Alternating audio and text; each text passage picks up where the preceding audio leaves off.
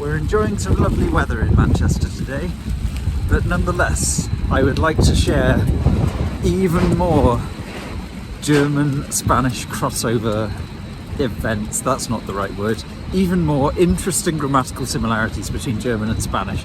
This is the third video in a week that I'm making on this, and I haven't even edited and uploaded the second one yet, but this is on my mind, I want to share it. What are the ones that I've noticed since the second video? The first one that comes to mind, funny I said comes to mind actually, because the word is to remember.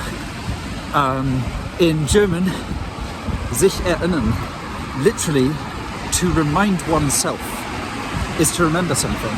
So if I say, for example, I remember what you said to me yesterday, it would be, ich erinnere mich daran, was du mir gestern gesagt hast, which literally word for word means I remind myself of what you said to me yesterday.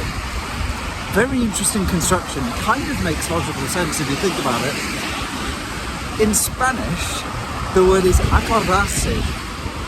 So, yo me acuerdo lo que, I don't know, I can't finish that sentence on the spot, but it's not quite the same as German, because it's not literally saying I remind myself, it's more like I agree with myself almost, or like I reconcile myself, I harmonize myself, which I find absolutely fascinating that that's the Spanish word for remember. Not directly a parallel with German, but they are both reflexive, and I find that very cool, and just a cool word in its own right. Now, the next one is absolutely insane to me. Some things I've talked about in the past, I'm like, it could be a kind of interesting convergent evolution, like different languages have come up with the same idea through some kind of consistent logic, but it's more likely to just be because they all share a common ancestor.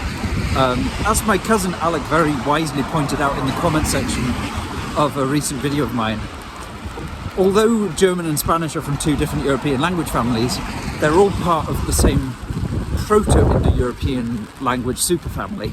So it makes sense that there's going to be similarities. Even though we don't think of them as being particularly closely related. However, some similarities I have to think are not just because they share oh my goodness, what's happened to my face? Some things I'm like, surely it's not just because they share a common ancestor, because there's things where the whole grammatical system is different, but there's similarities within that completely different system. And what I mean by that is, in both languages you have direct and indirect object pronouns. Even though German has a case system for all nouns, I won't really get into what that means, don't worry, but Spanish doesn't. In German, you can have, you can be the subject of a sentence, you can be the direct object of a sentence, meaning the verb's done directly to you. For example, I see the man. The man's a direct object. You can be the indirect object of a sentence.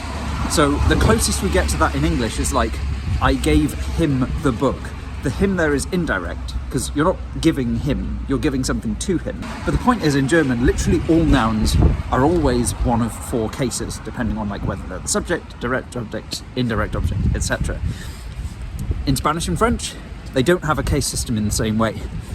Literally, like you're not gonna see like differences in the articles like the and a, whereas you will in German. However, pronouns can be direct and indirect objects. So, sorry, half my mind is on my umbrella right now. To keep this really short and simple for a kind of, you know, off-the-cuff YouTube video, the pronoun in English, him, meaning masculine, singular, third person, but not the subject of the sentence. In Spanish, there's two different pronouns, lo and le. Lo is direct and le is indirect. So this is very roughly, very approximately equivalent to like ihn and ihm in German, for any of you who are already familiar with that. Now we get to the cool bit. I don't know if my explanation up till now has been good enough that you all understand how cool this is, but I really hope so, because some of the same verbs, which always have an indirect, so a dative object in German, also have an indirect object in Spanish, like the verb to help. In English we say to help someone. I helped him. I helped that person. It's basically a direct object in English. But in German, ich helfe ihm, not ihn. So you use the indirect object. It's basically like you're saying, I help to him, or I help to her, or to you. You're indicating that you're giving the help to them, rather than that you're doing something to them, you're helping them. In German, it's indirect. And I recently found out in Spanish it's the same. It's not yo lo ayudo, but yo le ayudo. En que puedo ayudarles, not en que puedo ayudarlos.